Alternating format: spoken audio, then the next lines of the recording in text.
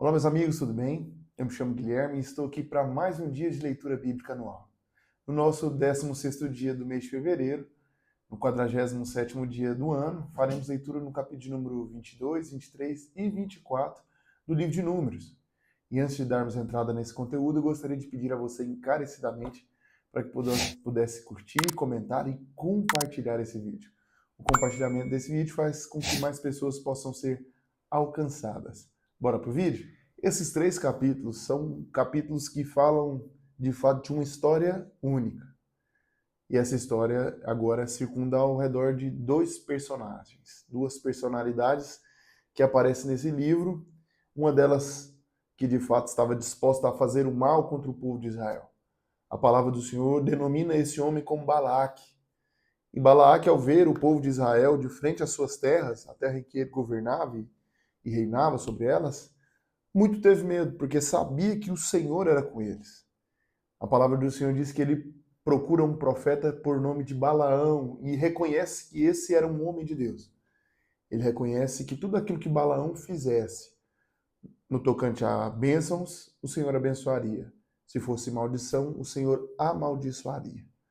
A palavra do Senhor diz que ele manda príncipes para convocar. O capítulo número 22 fala muito sobre isso, sobre a convocação desse homem para estar juntamente com Balaque. A palavra do Senhor diz que os príncipes honrados e os mais honrados foram até Balaão, e Balaão consulta a Deus, mas de fato decide não ir. E em um desses convites, o próprio Senhor autoriza Balaão a ir de encontro com Balaque. E no meio do caminho em que esse encontro aconteceria, nós temos aqui um episódio marcante no Velho Testamento, que é de fato a jumenta de Balaão falando com ele acerca de um anjo que estaria à frente, deles, que poderia de fato trucidá-los, por fim à sua vida. A palavra do Senhor nos dá um entendimento maravilhoso, que o Senhor usa as circunstâncias para nos alertar. Nesse caso, a circunstância a ser usada, o animal a ser usado, era uma jumenta, que alertou Balaão que o caminho em que ele percorrera não era um caminho que agradava a Deus. A palavra do Senhor diz que mesmo assim o Senhor ainda o autoriza a ir, mas com uma condição. Balaão só podia falar aquilo que Deus queria que ele falasse.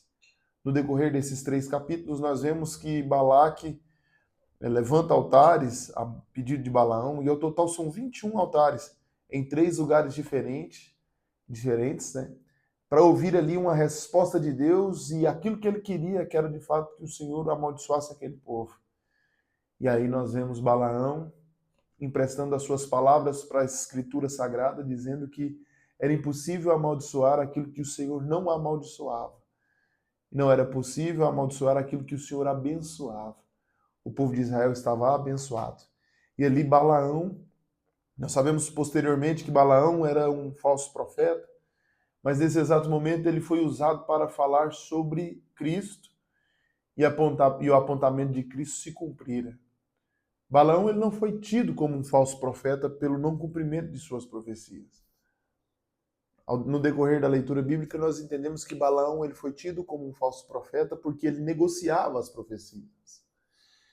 E mesmo não recebendo nenhum tostão pelas profecias que ele havia de liberar, ele estava ali disposto a amaldiçoar o povo de Israel se fosse a vontade de Deus. Mas nós sabemos que a vontade do Senhor era perseverar um povo. Ou melhor dizendo, era preservar uma nação.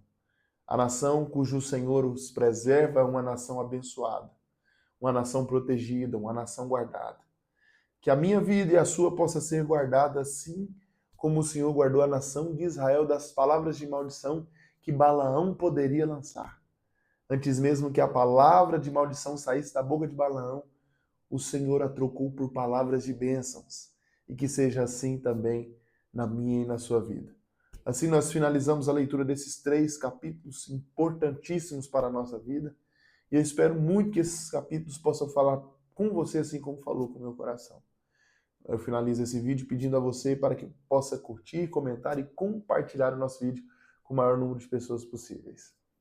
Um beijo e um forte abraço.